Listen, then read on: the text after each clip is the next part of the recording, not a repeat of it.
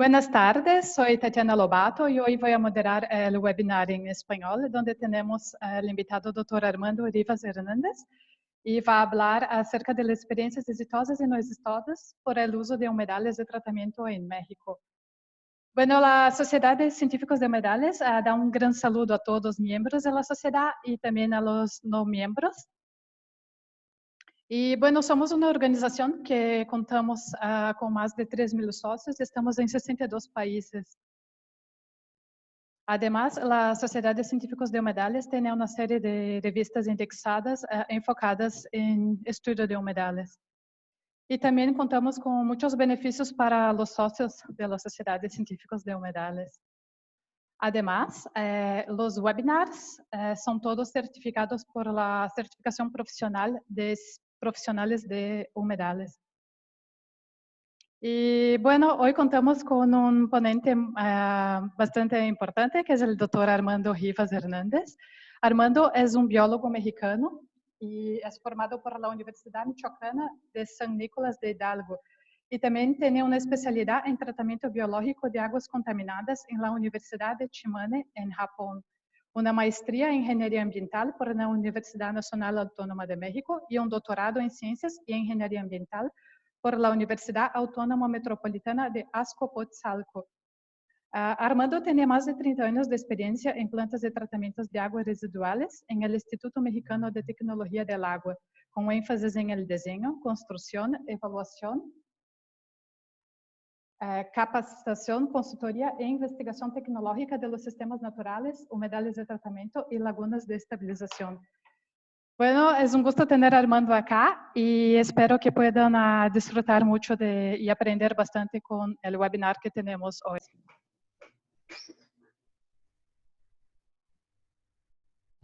Muy buenas tardes, Tatiana. Muy buenas tardes a todos. Estoy encantado de poder participar con este webinar, que espero sea de su interés para todos.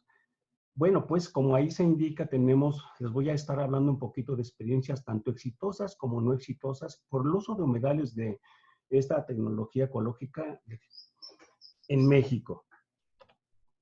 El contenido, básicamente, les voy a hablar de algunas pocas estadísticas de las plantas de tratamiento en México. También les hablaré algunos casos estudios de evaluación de humedales. Y como esto va a ir migrando poco a poco, he estado trabajando con este contenido durante el transcurso de 30 años. Después vamos a realizar la evaluación de un sistema híbrido ya, humedales y lagunas. Vamos a ver que es mejor trabajar con estas dos tecnologías conjuntas. También les voy a presentar una experiencia exitosa del uso del sistema de humedales y lagunas y voy a incluir una evaluación ambiental, voy a hablar también del reuso del agua tratada, un poco de reciclaje de nutrientes y también la sustentabilidad del proyecto por el ingreso de ventas de productos obtenidos en el humedal. También les voy a mostrar una investigación relacionada con la terminación de una constante cinética en México y adicionalmente una evaluación hidráulica mediante el uso de trazadores. También les platicaré sobre algunas alternativas de solución mediante humedales de tratamiento en una cuenca contaminada. Ese es un caso muy actual, muy importante aquí en México. También les comentaré sobre participación social, la importancia que tiene la participación social es muy grande.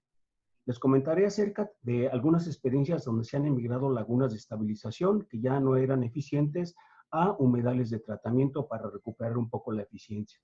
También les comentaré sobre el uso de humedales en comunidades donde no tienen sistema de alcantarillado y drenaje.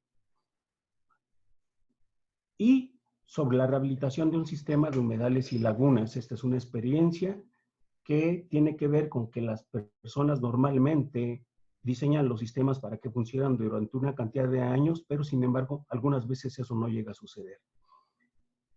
Les comentaré brevemente sobre las especies vegetales utilizadas por el INTA en humedales aquí en México, algunos costos de tratamiento y finalmente unas conclusiones. Bien, vayamos con las estadísticas. Aquí tenemos que para el año 2015 se contaba con un total de 3.517 plantas de tratamiento en México, con una capacidad instalada de 199 metros cúbicos por segundo, de los cuales solamente se encuentra como un caudal de operación el 62%. Por lo tanto, se comenta aquí que el 38% están fuera de operación. Aquí estamos viendo brevemente cómo han evolucionado los humedales desde el año 2002 al 2015, incrementando en porcentaje del 2% a prácticamente el 8%, para un total de 275 humedales. Aquí estamos viendo 17 alternativas tecnológicas. Las dos más importantes en caudal de agua tratada sigue siendo las lagunas de estabilización, que son el sistema que durante los últimos 60 años han sido los más económicos, y también los lodos activados. Todos los demás que se ven en verde son tecnologías combinadas o solas que tienen que ver con los humedales. Pues bien, les mencionaba hace un momento que aquí se indica que el 38% del caudal de operación se encuentra fuera. Y entonces tenemos otras informaciones que también son oficiales. Por ejemplo, aquí una persona importante, presidente de la Asociación Nacional de Empresas de Agua y Saneamiento, estaba señalando que prácticamente el 50% de las plantas tratadoras de agua no están operando. Entonces, pues este número es más grande que el que les acababa de comentar, es una cuestión muy importante. Y aquí vemos cómo va evolucionando lentamente los tres tecnologías que son los lodos activados, las lagunas de estabilización y los humedales de tratamiento.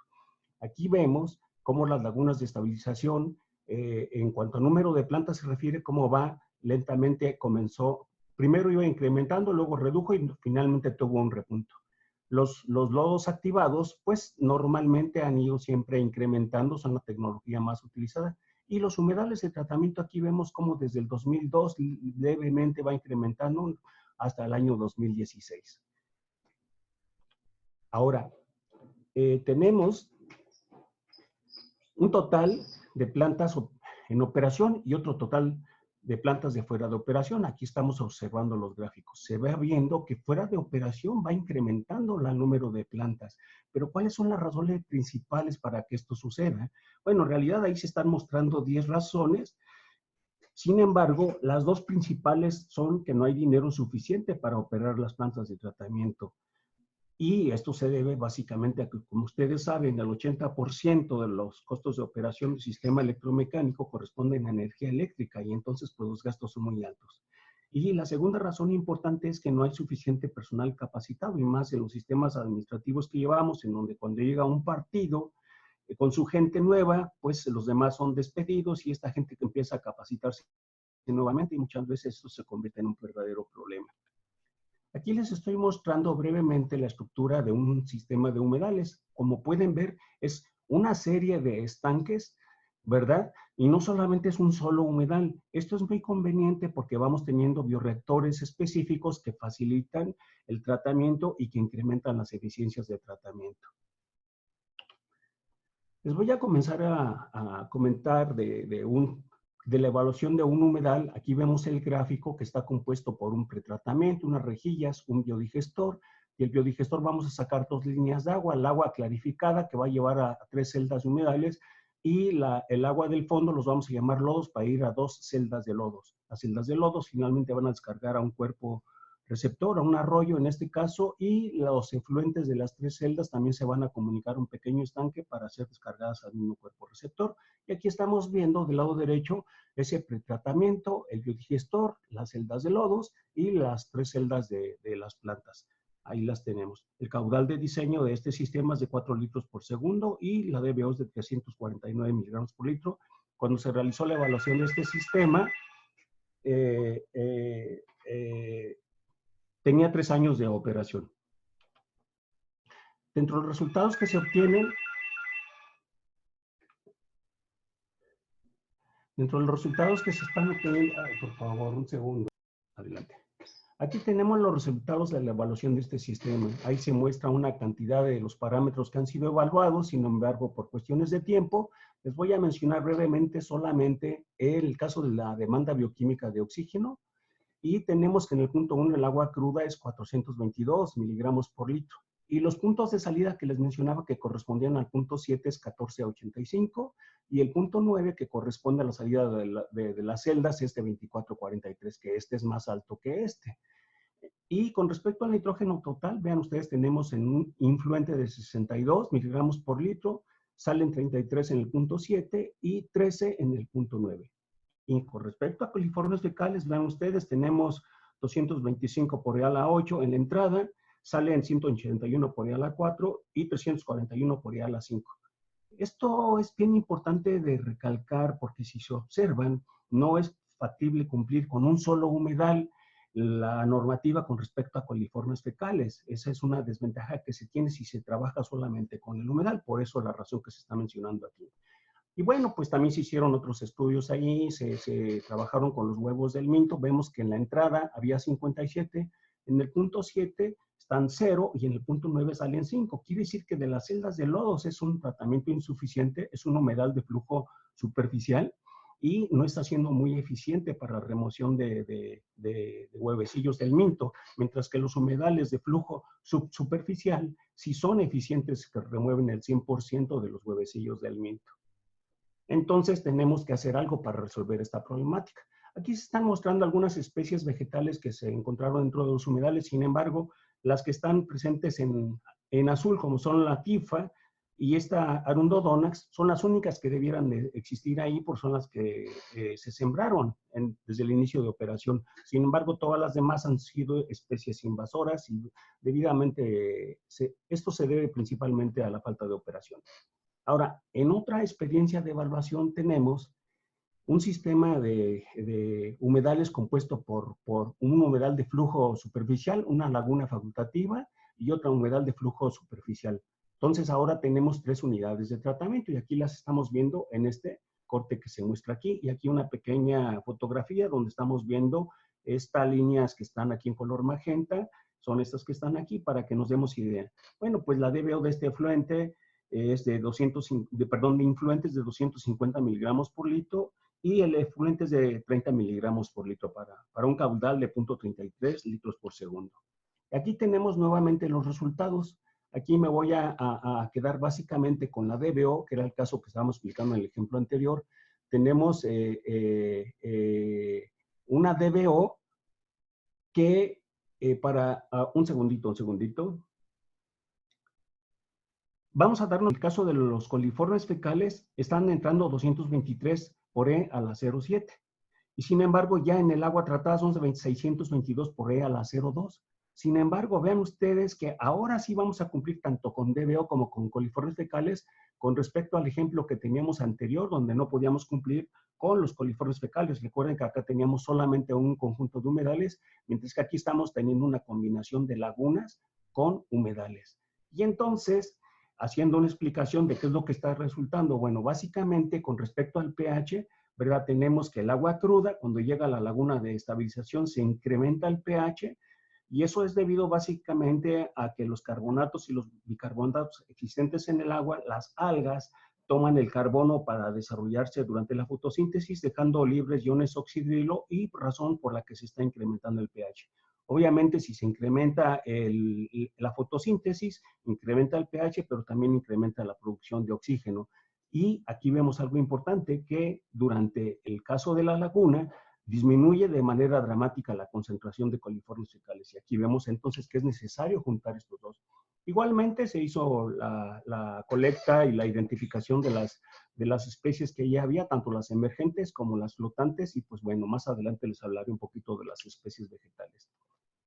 Otra importante experiencia que les voy a comentar, esta es muy integral, puesto que pueden ver que están participando varias instituciones, el estado de Michoacán, los 3 municipios que conforman esta cuenca del lago de Pátzcuaro, una universidad, el gobierno federal, el INTA, una fundación, Gonzalo Riarronte, muy importante, y entre todos se va a realizar este proyecto con el apoyo. La problemática que tenemos aquí es que el lago se encuentra eutroficado básicamente por la descarga de aguas residuales municipales y las de retorno agrícola, lo que están significando riesgos a la salud y al ambiente. Y bueno, como parte de la estadística local, se tiene una infraestructura insuficiente para el tratamiento de aguas residuales. Entonces, se está con una capacidad instalada de 190 litros por segundo, sin embargo, solamente operan 52. ¿Y por qué no opera toda la infraestructura? Bueno, porque no hay dinero suficiente para operarlas, que es el caso que les mencioné hace rato. Y además tenemos el problema con sistemas electromecánicos de que se generan lodos residuales y se tiene la necesidad de digerirlos y de hacer algo con ellos, lo cual también implica costos de tratamiento.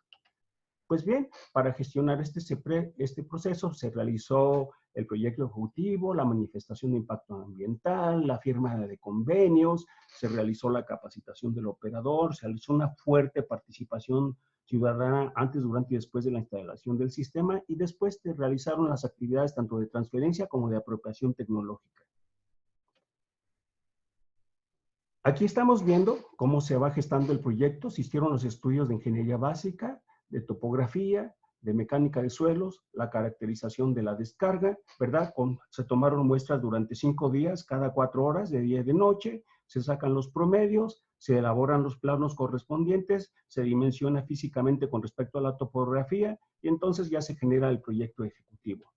Y aquí vemos brevemente algunos aspectos constructivos. La zona donde era una zona pantanosa, se retiraron los lodos, se pusieron suelo bueno, se hace la compactación con todas las pruebas de ingeniería civil que se requieren, se hace la impermeabilización del sistema, se coloca el medio de empaque, las tuberías y las especies vegetales. Para finalmente, pues verlo como se encuentra aquí, que está conformado por un pretratamiento, un tanque séptico que ya existía, lo aprovechamos, ya estaba construido cuando llegamos al sitio, y vamos a trabajar unas humedades de flujo vertical y con la especie de Arundodonax, aquí le llamamos en México carrizo, después unas humedades de flujo subsuperficial con la planta tifa, después una pequeña laguna, que es esta que tenemos aquí, para la remoción de coliformes fecales, y finalmente vamos a tener un humedal de pulimento también de flujo subsuperficial. Dentro de los resultados que obtuvimos, vean ustedes, aquí tenemos una DBO de 454 miligramos por litro en la entrada y al efluente es de 12 miligramos, por lo cual, si nuestra norma nos está pidiendo un máximo de 30, se encuentra dentro de la norma y la eficiencia de tratamiento fue el 97%. En el caso del nitrógeno, ven ustedes, entran 79, salen 10 y si nos pide 15, se está cumpliendo el 87% de eficiencia. Sin embargo, el fósforo, vean ustedes, ingresan 17 y están saliendo 6, cuando la norma nos pide 5. Pues bueno, durante la época de estiaje no se está cumpliendo con el sistema, por lo que se requirió hacer algo para que se pudiera llegar también la remoción de fósforo. Y si eso puede lograrse haciendo combinación diferente de especies vegetales o incrementando las labores de operación. Porque en el caso de las evaluaciones que se dan durante la época de lluvias, ahí sí se obtienen eficiencias menores a 5 miligramos por litro. Ven ustedes, respecto a los huevecillos del minto, pues bueno, se remueve el 100%, ¿verdad? Salen 0 y entonces se cumple con la norma. Y en cuanto a coliformes fecales, recordemos que este sistema ya incluye una laguna de estabilización, están saliendo 567 cuando la norma nos pide 1000, por lo tanto, sí se está cumpliendo la norma y se tuvo 99.98% de eficiencia de remoción. Ahora, se hicieron diferentes evaluaciones ustedes en diciembre, enero, marzo y mayo, todo esto durante la época de estiaje, y en todas ellas más o menos el comportamiento del tren de tratamiento es el mismo. De manera de espejo, pues aquí tendríamos las eficiencias de remoción con respecto a estos datos, y aquí tenemos cómo se comporta un gráfico donde estoy combinando DBO, nitrógeno, fósforo y coliformes fecales, pero se puede observar la tendencia que existe hacia la reducción de contaminantes. Ahora, no solamente se realizó la evaluación del sistema, sino que teníamos que ver también cómo se iba a comportar el agua tratada. Esta agua tratada, pero ya dentro del lago, el agua de este humedal tenía que cumplir con la normativa para fines de descarga a un cuerpo receptor con calidad, que en este caso un lago muy importante. Y tenemos que, bueno, cuando se hizo la evaluación en mayo del 2003, ¿verdad? Teníamos una DBO de 414 miligramos por litro. Sin embargo, ya en mayo del 2006, después de 3 años de operación, la DBO es de 88.9, aquí en esta zona ya dentro del lago. Entonces se va limpiando poco a poco el lago y vemos que en época de lluvias del mismo 2006 reduce a 3.6, bueno, evidentemente ahí por la dilución propia de las lluvias. Y entonces, pues vamos a evaluar con bioindicadores, en este caso con macroinvertebrados, cómo es que está mejorando la calidad del agua dentro del lago. Se tiene un concepto muy importante. Aquí están los bichos, los macroinvertebrados. Aquí está la persona que está muestreando. Aquí vemos el límite del humedal. Y aquí algunos de los nombres de los principales macroinvertebrados encontrados. Y entonces se hace un trabajo de esta manera, en donde se construyó un humedal en este sitio que se llama Cucuchucho, otro más que es Santa Fe de la Laguna, que es este que se encuentra aquí, y un sitio dentro del lago donde no hay descarga, no hay planta de tratamiento de aguas residuales y entonces se va a ser nuestro testigo, mientras que también vamos a ir a otro sitio donde no hay planta de tratamiento si la comunidad está descargando directamente al lago. Entonces tenemos los siguientes resultados. Tenemos con respecto al concepto de riqueza de familias, quiere decir que entre mayor es el número de especies, el sistema es más estable y quiere decir que hay una mejor calidad del agua. Así tenemos que en Cucuchucho, que tenía 2 años de operación, tenemos una riqueza de 7.75 en promedio de los diferentes sitios que se muestrearon. En caso de la Santa Fe La Laguna, que llevaba solamente 1 año de operación, es menor la riqueza de familias, de 5.5. Entonces, aquí la calidad del agua del lago, dentro del lago es mejor que la que tenemos aquí.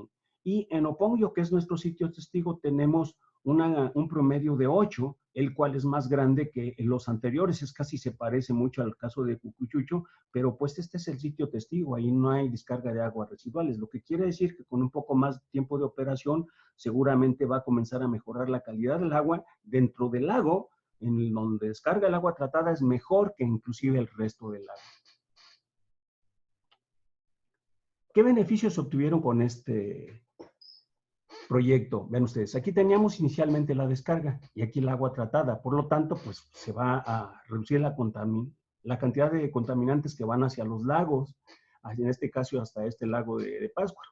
Se generaron empleos antes, durante y después de la instalación del humedal, ¿verdad? Y también se generan ingresos económicos porque el municipio paga al operador que está trabajando este humedal, sin embargo se le dio la autorización para que él pudiera comercializar los subproductos que ahí se obtienen. En este caso, por ejemplo, el carrizo, el arundo Donax se utiliza para hacer bardas, chozas, cercas, etcétera, mientras que en este caso la tifa, en este caso el tule, se utiliza para generar artesanías. Y entonces, pues bueno, toda la venta de estas cosas son ingresos para el operador.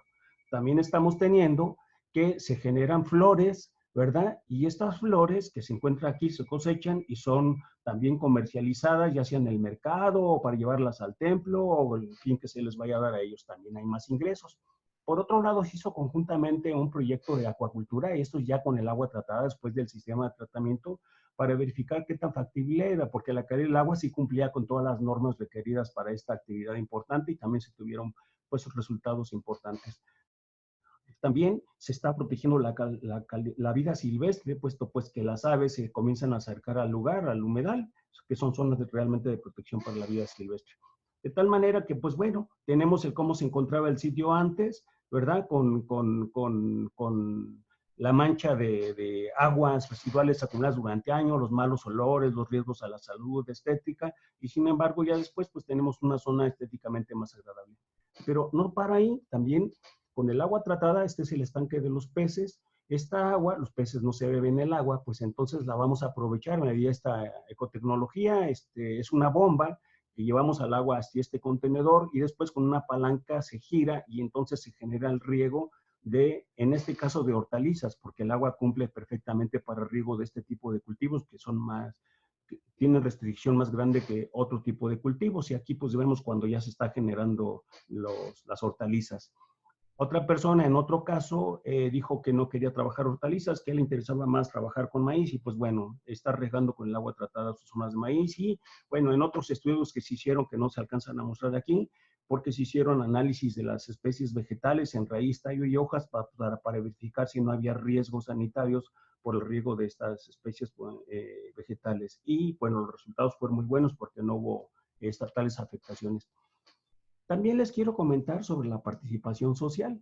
Vean ustedes, se realizaron varios talleres para apropiar la tecnología. Aquí estamos viendo desde el principio cuando estábamos haciendo la topografía del sitio, se hicieron reuniones con las autoridades, hay que respetar mucho los usos y costumbres, si no pueden más que el sábado por la noche, pues por el sábado por la noche tenemos que ir con las costumbres de ellos. También se generaron algunas visitas al humedal, talleres con los niños y pues varias visitas para fines de cultura del agua.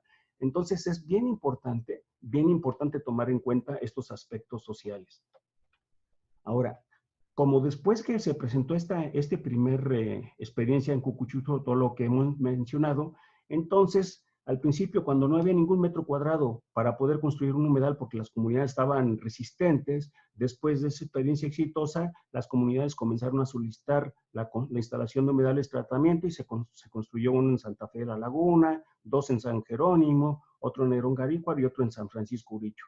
En todos esos sitios se generaron humedales con resultados similares a los anteriores. Por ejemplo, para el primer caso que era Santa Fe, también se hacen las evaluaciones, el comportamiento es muy similar a los que les mostré hace rato para Cucuchucho, las eficiencias de remoción también son muy similares, y aquí se está viendo una panorámica del inicio de la construcción de del inicio de operaciones de este humedal, y allá al fondo tenemos el lago. Entonces, nuevamente se vuelve a repetir la experiencia, y después se generaron algunos estudios dentro del lago para continuar viendo cómo se comporta el agua dentro del lago. Entre el 2006 y 2011 se estuvieron tomando muestras y vemos que para todos los parámetros se está cumpliendo más o menos las normas de calidad del agua. Sin embargo, para el fósforo total, especialmente con el tiempo, va reduciéndose la eficiencia de remoción de fósforo con estos sistemas naturales. Entonces tenemos que hacer algunas actividades adicionales, repito, como manejo de especies, para poder cumplir con la normativa con respecto a este parámetro de fósforo.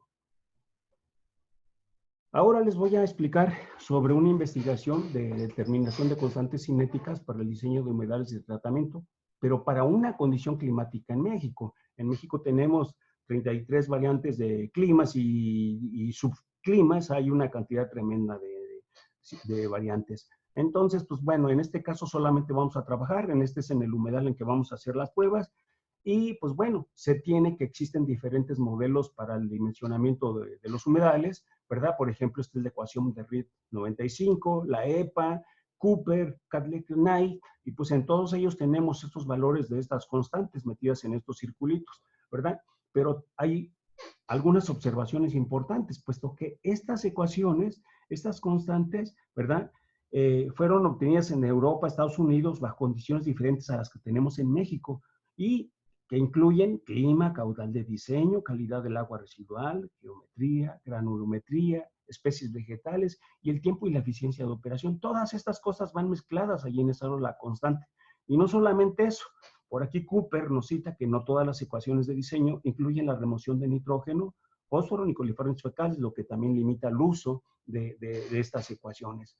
Y entonces, pues bueno, ¿por qué es importante que obtengamos constantes? Ven ustedes, en México más del 95% de los sistemas electromecánicos no incluyen el tratamiento avanzado para remover los nutrientes, porque pues se trata el agua, pero aquí está siendo descargada, este es el efluente de este sistema de tratamiento, como no está removiendo nutrientes, van a dar al agua y ven ustedes, es el paraíso para esas malezas acuáticas que están provocando severos problemas de eutroficación en el lago, pérdida de especies, afectación a actividades económicas en la pesca, etcétera.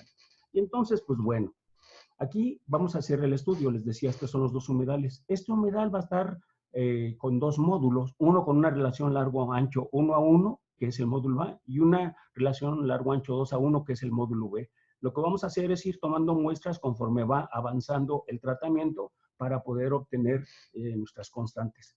Y así tenemos que, pues bueno, aquí se va viendo los puntos que acabo de mencionar de muestreo para fines de la DBO, cómo se va comportando. Si vemos que en el módulo A se tiene al final del tiempo una mejor eficiencia de remoción que en el caso del módulo B. El módulo B es el que tiene la región largo-ancho 2 a 1, y hay varias razones para que eso pueda estar sucediendo. Sin embargo, otra cuestión bien importante que podemos resaltar es que después de que la tendencia a disminuir llega hasta aquí, luego se comienza a incrementar levemente, cuidado, quiere decir que con el humedal corremos el riesgo de comenzar a volver asintótica y vamos a llegar hasta lo que se llama la concentración del fondo, y más después de ahí ya no se va a poder remover más cantidad de agua, de contaminantes. Entonces, bueno, aquí estamos viendo la eficiencia de remoción, que es el efecto espejo de este gráfico, ¿verdad? Cómo se va comportando. Algunas explicaciones aquí, por ejemplo, el carbono orgánico particulado se remueve por filtración y por sedimentación. El carbono orgánico disuelto por bacterias heterotróficas, bajo condiciones anaerobias y aerobias, se forma biomasa vegetal y también biomasa microbiana, y pues, por supuesto una fracción se transforma en gases y en agua. Las eficiencias de remoción de este sistema variaron entre el 70 y el 80%. Y aquí tenemos, pues bueno, para remoción de otros contaminantes de DBO, nitrógeno y fósforo, cómo se está comportando. Hay una tendencia a la disminución. Y pues aquí se menciona que el fósforo por filtración, sedimentación, asimilación de plantas y microorganismos, precipitación, dilución, acumulación en turba y sedimentos, y por mineralización. Las eficiencias de tratamiento, pues en este caso están variando entre el 20-40%. Y una cuestión bien interesante que tenemos es las cargas orgánicas que se están utilizando, los que están en estos recuadros en rojo. Ven ustedes, las cargas son orgánicas de acuerdo con García en 2004. Para el clima mediterráneo templado se deben de utilizar entre 4 y 6 gramos de DBO por metro cuadrado por día. Sin embargo, en esta experiencia que estamos trabajando aquí, nosotros tenemos de los 15.7 gramos, lo que es mucho más grande que el que se tiene acá, y no obstante las eficiencias que les estaba mencionando yo hace un momento. Entonces, pues esto es debido a que el tipo de clima que tenemos por acá genera algunas ventajas ambientales. Y entonces finalmente tenemos la constante. Ya mencionaba que las diferentes constantes pues nos van a generar diferentes tiempos de residencia hidráulico, de tal manera que en este caso la constante que se obtuvo fue de 0.16 para un tiempo de residencia hidráulico de 7 días, que en 7 días podíamos llegar con este tipo de humedales, con esa granulometría, con esas especies, con ese clima, etcétera, para remover hasta el límite que indica la norma, que es de 30 miligramos por litro de DBO. Entonces, en 7 días podemos llegar a cumplir este tratamiento. Sin embargo, si utilizáramos las constantes existentes para otros modelos de diseño, aquí esta dice que podríamos llegar desde 2 días a llevar la DBO. Sin embargo, de acá nos dice que necesitamos, en vez de los 7, 10 días, o que necesita más de 15 días. Entonces, pues este es un valor obtenido en campo, ¿verdad? Y vean ustedes, este valor obtenido en campo para nosotros completamente es el más válido porque lo estamos obteniendo de manera real y nos está generando que el área que se utilizó fue 3 metros cuadrados por habitante, ¿verdad? Per cápita. Entonces, de este valor que tenemos aquí, si tenemos valores que queden en esta área, vamos a tener sistemas subdimensionados, o si tenemos dentro de esta área, hacia la derecha, vamos a tener sistemas sobredimensionados. En los dos casos, en el subdimensionamiento vamos a tener pérdidas económicas porque el sistema va a comenzar a fallar, no va a cumplir con las normas, se van a generar malos olores y van a generar problemas. O en el subdimensionamiento, pues va a requerir más área, va a ser más costoso, posiblemente con los años pueda estar funcionando mejor el sobredimensionamiento que el subdimensionamiento, pero bueno, no siempre es factible obtener grandes terrenos. Y entonces aquí tenemos este ejemplo de diseño, vean ustedes, de dimensionamiento. De acuerdo con este manual, que es el manual de la EPA, ¿verdad? Se dice que se necesitan 8,300 metros cuadrados para un sistema con estas características de flujo de 400 metros cúbicos por día, 125 miligramos por litro de DBO en la entrada y 30 miligramos en la salida de DBO. Y entonces se tiene que CADLEC, de acuerdo con ese modelo de 1996, se requieren 1,420 metros cuadrados contra los 8,330 que teníamos acá, pues entonces es una diferencia muy grande. Entonces, ¿cuál ecuación es la que vamos a utilizar? Bueno, pues vamos a nuestro ejemplo que estábamos haciendo la evaluación. Tenemos que si utilizáramos el dimensionamiento con la ecuación de la EPA, ¿verdad? La DBO de entrada es de 244 y la salida fue de 20. Necesitaríamos 8,582 metros cuadrados. Esto con los valores de diseño de este sistema de tratamiento. Pero con los valores de operación que encontramos, vean ustedes, fueron ligeramente mayores. La DBO fue de 295, mayor que 244. Si están saliendo 20, pues entonces el área que se requería sería de 9,239, la cual es bastante similar a la que se tiene para el valor de diseño. Pero ahora comparemos contraecuaciones. Si comparamos la ecuación de CADLEC con la EPA, tenemos que la EPA está demandando 8,582 para el valor de diseño, mientras que acá se están generando 2,900, el cual es bastante menor, con CADLEC es bastante menor, que es lo que acabábamos de ver en la diapositiva anterior para el caso de CADLEC. Y entonces, estos valores que se obtienen con CADLEC nos están demandando menor área, pero entonces, en el ejercicio que nosotros sí tenemos, el área son 7,500 metros cuadrados, la cual es mayor que la que nos estaba indicando Cadlec, que es esta que está de 2.900, y también a su vez 7.500 es menor que el que nos está indicando la EPA. Sin embargo, se parece más los resultados a los existentes obtenidos por la EPA que a los obtenidos por Cadlec. Y entonces, pues bueno, también hay otra pequeña conclusión aquí, que para este caso específico, para esta investigación específica del área de diseño, para el caso de la DBO, es menor que para la de operación, que es lo que estamos viendo en estos casos. Bueno, pues el hecho de tener un sistema subdimensionado, ¿verdad? Esta es otra experiencia que vivimos en otro lugar, seguramente cuál ecuación utilizaron para el dimensionamiento de este sistema. Aquí vemos una panorámica del sistema, ¿verdad? Cómo se ve. Y entonces tenemos unos detalles y vemos que el sistema está totalmente colmatado. El agua se desparrama, vean, dentro de los estanques. Y entonces, porque le están dando una cantidad muy grande de agua. Entonces aquí vamos a ver que hice un pequeño cálculo del área que se tenía aquí, y con el área que aquí teníamos, con un pequeño cálculo, me daba que aproximadamente resistiría esta humedad del orden de 1 a 1.2 litros por segundo, aproximadamente. Pero 1 litro comparado con los 15 que le están llegando, pues el sistema quedó subdimensionado de manera muy excesiva, lo que va a significar nuevamente pérdidas económicas y daños ambientales, producción de malos olores, riesgos sanitarios, etcétera. Entonces, pues sí es muy importante ver cuál es la ecuación que vamos a utilizar para el diseño. En otro estudio vamos a ver qué tan importante también es la parte hidráulica. Las constantes son muy importantes, pero también es la parte hidráulica. Miren, lo vamos a ver de esta manera. Aquí estamos viendo un gráfico en el minuto 0 cuando se está tirando el colorante hacia el influente del sistema de tratamiento. Vemos cómo a los 2 minutos comienza a salir por debajo de las tuberías y corre superficialmente.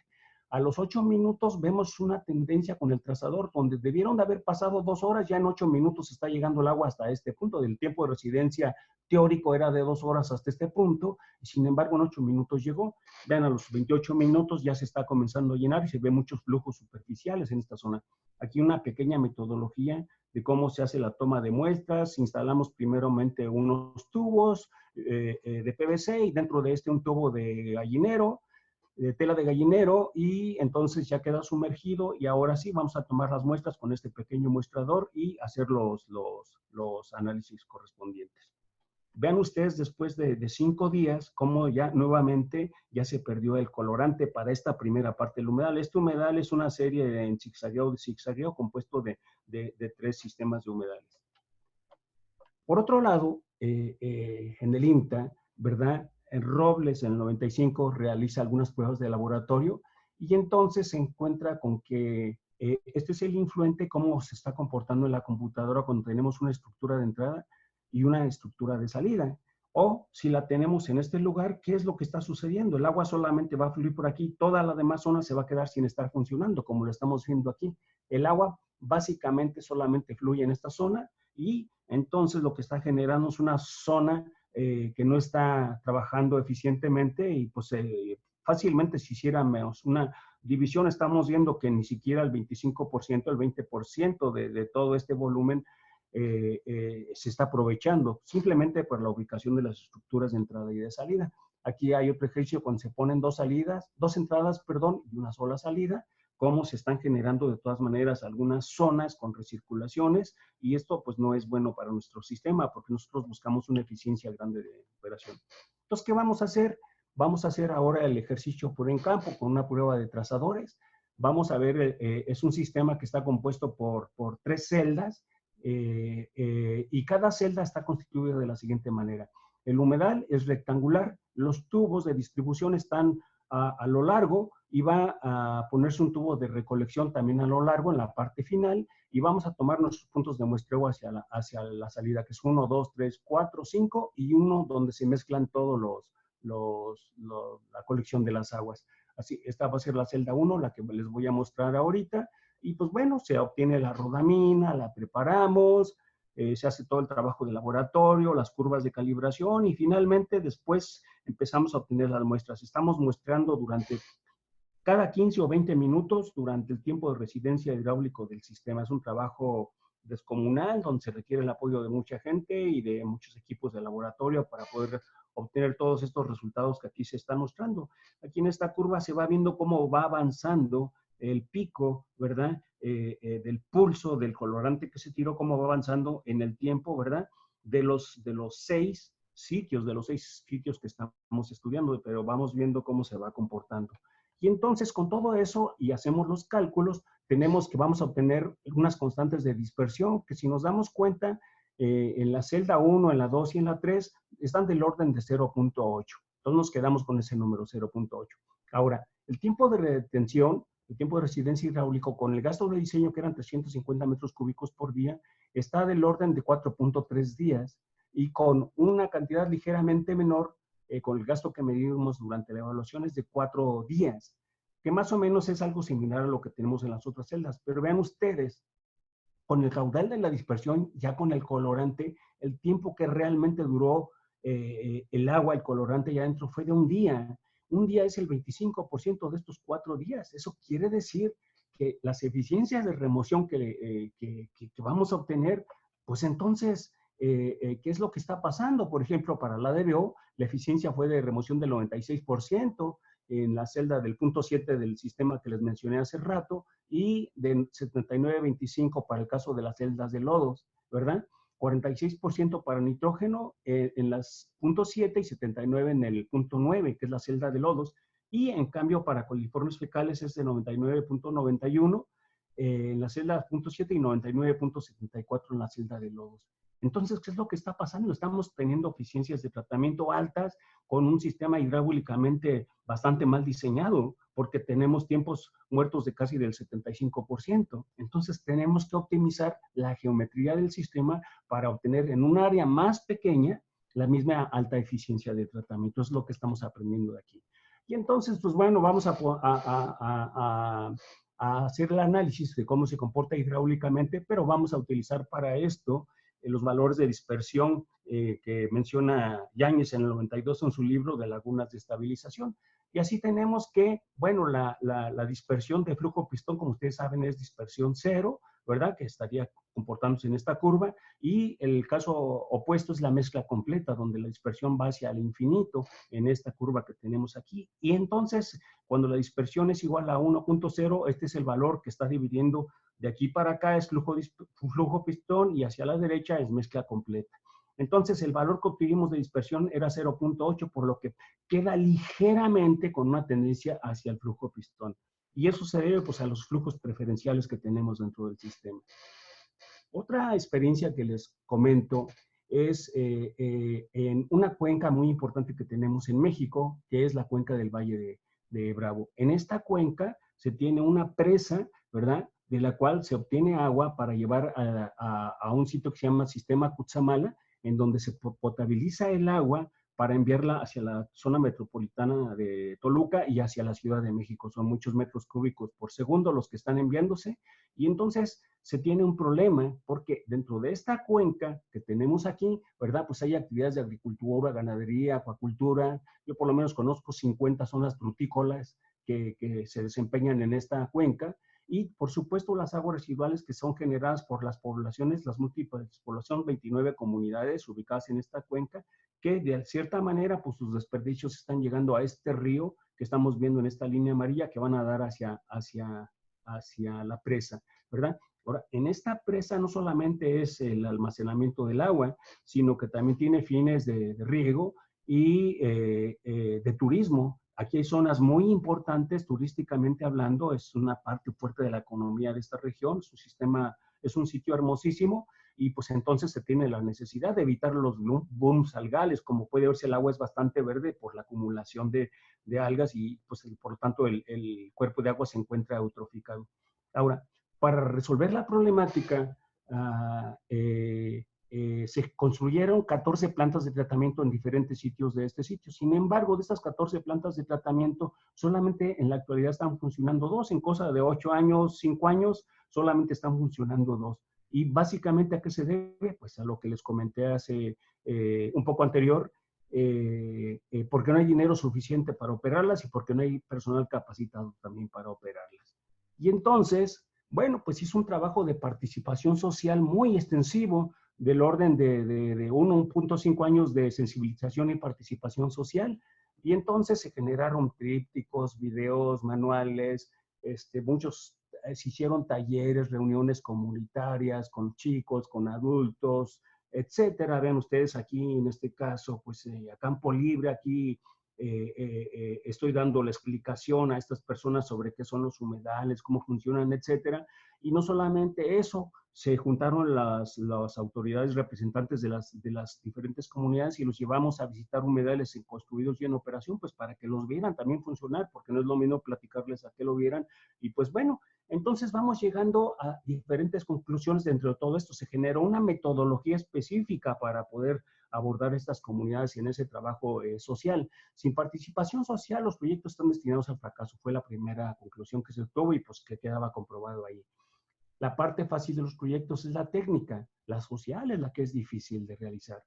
Y la apropiación tecnológica genera mejores resultados que la transferencia. La transferencia es como decir, bueno, ya construí la planta, aquí la tienes comunidad y ahí te encargas tú de ella. Mientras que durante la apropiación hay que trabajar socialmente con ellos para que así como dicen, es mi parque, mi cancha, mi iglesia, pues digan, es mi planta de tratamiento, nuestra planta de tratamiento. Y entonces ya comienzan a participar de una manera activa porque saben por qué no deben de barrer con el agua, no tirar tantos sólidos al drenaje, etcétera. Entonces las cosas se van facilitando cuando se hace la cultura del agua hacia las comunidades. Y pues bueno, finalmente la participación social se traduce en la aceptación tecnológica y en colaboración durante la etapa operativa, lo cual es muy, muy importante. De tal modo que, bueno, se identificaron como resultado del trabajo que aquí se hizo 12 sitios factibles en donde se pueden construir humedales de tratamiento resolviendo problemas técnicos, legales para conseguir los terrenos y sociales para la implementación de esta tecnología ecológica. Y se construyó el primer sistema. Aquí vemos las etapas, ¿verdad? Para el caso de un hospital rural que se encuentra ahí en la cabecera de una de las comunidades, se ve cómo se está construyendo poco a poco. Aquí ya están los bordos construidos, se impermeabiliza, se comienza a meter el medio filtrantes, ¿verdad? Se siembran las especies vegetales y finalmente, pues bueno, tenemos aquí una panorámica de ya del humedal en operación. Aquí es bien importante señalar que, bueno, ahorita estamos en la etapa de evaluación, todavía esta semana me van a entregar algunos resultados del laboratorio, un laboratorio certificado, ¿verdad? Y entonces podremos saber cómo se está comportando. Los resultados preliminares nos indican que está cumpliendo con las normas, está bastante bien. Y entonces, ya con esos resultados, las autoridades, los ejecutivos del Instituto Mexicano del Seguro Social, se han interesado y pretenden implementar esta tecnología, no solo en este municipio, sino en otros hospitales de este y de otros estados del país. Otro ejemplo que tenemos es la emigración de una laguna de estabilización a un humedal de tratamiento. Vean ustedes, no voy a entrar en muchos detalles técnicos, en números, en eficiencias de remoción, etcétera. Aquí vemos un sistema compuesto primero por un tanque séptico, después una primera laguna facultativa y otra segunda facultativa, y este es el tratamiento que se tenía ahí. Sin embargo, después de 15, 20 años de operación, pues esto se comenzó a tener problemas, ya no cumplía con las normas y se hicieron algunas modificaciones. Entonces, esta primera laguna se convirtió a un humedal y se sembraron 4 especies diferentes de bambú porque se quería obtener información de cómo se comportan y además este bambú se quería aprovecharse para comercializarse, ya saben, en la construcción de muebles, etcétera. Entonces, pues bueno, este es el caso que tenemos, pero tenemos otro caso de migración en donde, pues bueno, aquí vamos a ver, ¿verdad? Que tenemos un sistema de lagunas en un lugar muy importante en México. En este sitio, que es un lugar recreativo, se tienen diferentes actividades como son un lago de agua, un museo, que es la casa donde vivió Sor Juana Inés de la Cruz, se tiene tirolesa, se tienen áreas de siembra de pinos para la Navidad, etcétera. Y entonces, pues bueno, pues hay que cumplir con las normas para que todo esto esté funcionando. ¿Qué es lo que sucedió? Bueno, pues que en un principio, en este lugar, hay problemas de escasez de agua. Y entonces lo que hicieron ellos es del arroyo que pasa de las aguas residuales de la ciudad más cercana, derivan un poco de caudal y construyeron un pequeño sistema de tratamiento que está formado por puras lagunas de estabilización, como lo vemos aquí, con nuestra relación largo-ancho en forma de espiral, y entonces ellos cumplían tranquilamente con la remoción de coliformes, porque ya dijimos hace rato que las lagunas de este tipo son eficientes para remover coliformes fecales. Sin embargo, las algas, pues bueno, finalmente son DBO, ¿verdad? Y tampoco se podía remover eficientemente ni los sólidos, ni la DBO, ni los huevos del minto en este sistema. Entonces, pues nos invitaron al instituto para, mediante una asesoría, hacer algunas modificaciones. Entonces, convertimos el mismo sistema en una combinación de sistemas de humedales, lagunas, humedales, lagunas, humedales. Y después hicimos la evaluación y completamente se cumplió con todas las normas, con estas modificaciones que se hicieron, de tal manera que si el agua puede ser reutilizada para diferentes tipos de reuso. El agua que sale aproximadamente de aquí cumple con todas las normas para riego de contacto indirecto. La que sale, acá sale, se puede aprovechar ya para riego con contacto directo de las áreas verdes que se tienen dentro del parque, ¿verdad? Inclusive para el riego de los pinos que vimos hace un momento. Sin embargo, solamente con la combinación de las dos tecnologías podíamos llegar hasta obtener la concentración de DBO sólidos, fósforo, nitrógeno, etcétera, para que el agua que sale ya tratada aquí fuera utilizada en el llenado del lago que vimos hace un momento, porque, bueno, pues se requiere esa calidad del agua. Otras experiencias que hemos tenido con los humedales, ¿verdad? En una zona de México que se llama Oaxaca, en un estado de México que es Oaxaca, ¿verdad? Existe un río por ahí y ese río, pues bueno, tiene igualmente comunidades aledañas, ¿verdad? Y esas comunidades pues se encuentran entre la sierra, entre las cañadas, entre las rocas y entonces es muy difícil de construir ahí sistemas de drenaje, pues sería muy costoso en la roca, tendría que dinamitarse y esto se generarían muchos problemas. Entonces, ante esa situación, se hicieron algunas visitas, se vieron cuáles son las descargas de las aguas residuales, principalmente de las aguas grises. Y aquí vemos el río, ¿verdad? Y cómo se están llegando por aquí algunas descargas. Lo que se hizo fue implementar una serie de humedales, ¿verdad? Uno, por ejemplo, donde podían entrar una, dos familias, otros una sola familia, otro 4 o 6 familias, en función de los terrenos que existieran por ahí en diferentes zonas para poder ser aprovechados y entonces ahora sí descargar el agua ya con un poco de tratamiento para llegar al río. Esa es otra experiencia. Otro ejemplo que tenemos es el de rehabilitación de un sistema que fue correctamente diseñado, que cumple ya la combinación de diferentes humedales, de flujo superficial, de flujo vertical, de flujo superficial, lagunas de maduración, humedales de pulimento. Entonces, cada vez vamos teniendo sistemas de tratamiento más complejos, pero que al ser más complejos reducen los requerimientos de agua de tratamiento y de todas maneras se cumplen con las normas. Entonces, hemos hecho las evaluaciones y aquí estamos viendo que pues los efluentes cumplen con la normativa, en este caso para DBO. En el módulo A, este sistema está compuesto por un módulo A y por un módulo B, y entonces en ambos casos se está cumpliendo. Entonces el sistema fue bien dimensionado, fue bien diseñado, sin embargo, cuando se presenta la operación, el sistema fue diseñado para 3 litros por segundo, como algo así como lo que se ve aquí. Sin embargo, pues las demás comunidades aguas arriba dijeron, pues allá existe una planta de tratamiento, todos se comenzaron a conectar hacia el colector y entonces al rato ya estaban llegando 20 litros por segundo. Esa es una barbaridad de operación. Sí, lo que está provocando, pues que se aceleró el problema de taponamientos de los humedales, ¿verdad? Se generan flujos superficiales y, por supuesto, se generan malos olores porque están llegando cargas orgánicas tremendísimas, con cargas hidráulicas muy grandes para el caso de cómo fue diseñado. Y entonces, ¿qué pasó después? Pues hubo que hacer la rehabilitación, que consistió en sacar todo el medio filtrante, todas las especies vegetales, ¿verdad? En este caso, para no destruir la geomembrana de manera manual, ¿verdad? Se puede hacer, siempre se provoca alguna que otra perforación, es necesario parchar la geomembrana, pero es mucho más económico que poner todo nuevo, destruir todo y hacerlo todo nuevo. Se extraen las especies vegetales, como ahí se muestra, las tuberías, y entonces ya después de la rehabilitación, esto es lo que estamos viendo después que el sistema se recuperó nuevamente y pues actualmente se está haciendo la evaluación de cómo se está comportando después de esa rehabilitación.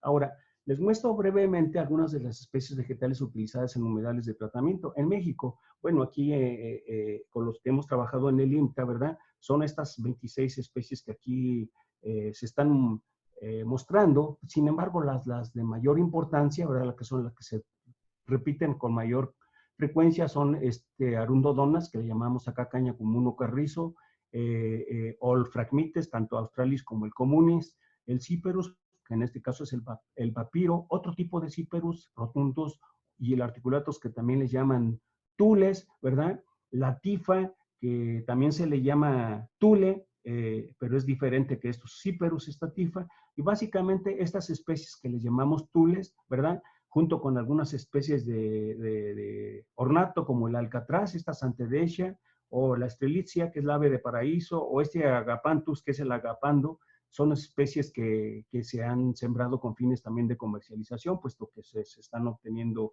por la venta de las flores. Ahora, no se puede utilizar cualquier especie vegetal en cualquier lugar. Es necesario hacer investigación en la región para ver cuáles son las especies que ya existen ahí, son las que se deben utilizar, por eso que tenemos esta variante. ¿Por qué? Porque debemos proteger el sitio, no podemos estar poniendo en riesgo la flora nativa por la introducción de especies invasoras. Muy bien, pues ya vamos a terminar. Tenemos los costos de tratamiento aquí dentro del instituto. Los economistas, ¿verdad? Hacen unos estudios extensivos de todo lo que implica los costos de tratamiento para llegar hasta los costos unitarios, y se les menciona brevemente que con respecto a caudales pequeños, vean lo que sucede a ustedes. En el caso de las lagunas de estabilización, que es la línea en verde, o los humedales, que es la color magenta, ¿verdad? El costo de tratamiento está cercano a $1 por metro cúbico de agua tratada. Pero recordemos que la combinación de estos dos podemos llegar a la eliminación también de nutrientes, nitrógeno y fósforo. Entonces, si lo quisiéramos comparar para el cumplimiento de la norma, por ejemplo, para descarga hacia un lago, tendríamos que utilizar un sistema electromecánico o tratamiento terciario, o sea, avanzado. Y en este caso, que es esta línea color café, que es aviación extendida, pues entonces el costo del agua anda entre 4 y 5 pesos, o sea, más grande el costo unitario que en el caso de estos sistemas naturales. Bueno, pues vamos a concluir finalmente que es necesario incrementar las investigaciones en los humedales de tratamiento con el propósito de profundizar en las causas que intervienen en los procesos de reducción de contaminantes, y todo finalmente con el propósito de mejorar las eficiencias de remoción, de reducir la demanda de los terrenos, de las áreas, y eso incrementa la factibilidad de implementarlos. Ahora, otra conclusión importante que se tiene es que todas las etapas, el diseño, la construcción, la operación y mantenimiento, etcétera, debieran de ser atendidas como un proyecto integral con la colaboración de todos los participantes, y evitar que sea atendido por etapas, por diferentes participantes, de manera dispersa y desincronizada. ¿Por qué? El que diseña no es el que construye, y ahí vienen problemas. Luego, el que construye no es el que opera, y vienen problemas. Y uno está desligado del otro, y el último, que es el que opera, no sabe cómo está el sistema estructurado, no sabe qué es lo que tenga que hacer, aun cuando tenga una guía y un manual de operación y mantenimiento. Es muy desventajoso a que si alguien está participando durante todo el proceso.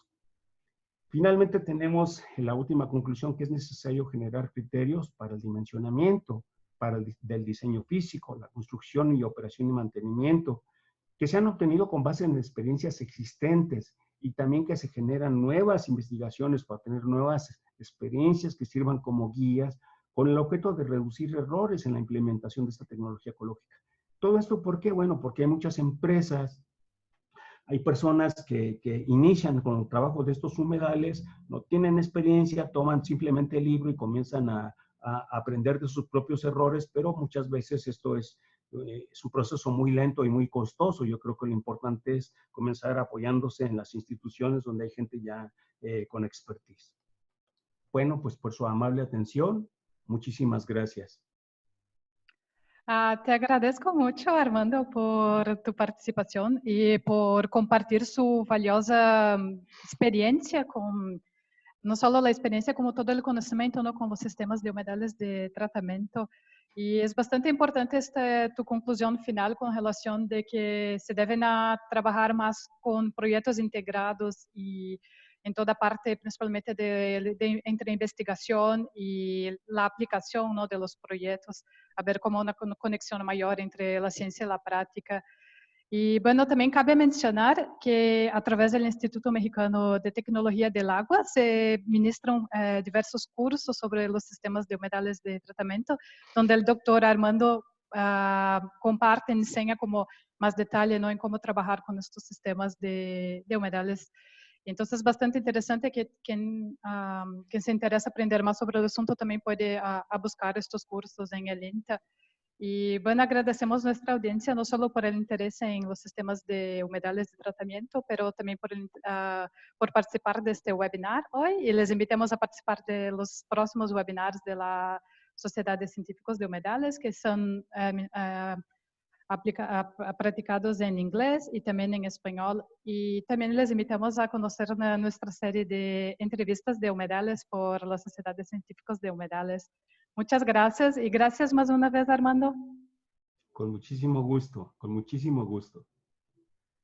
Bueno, buenas tardes a todos.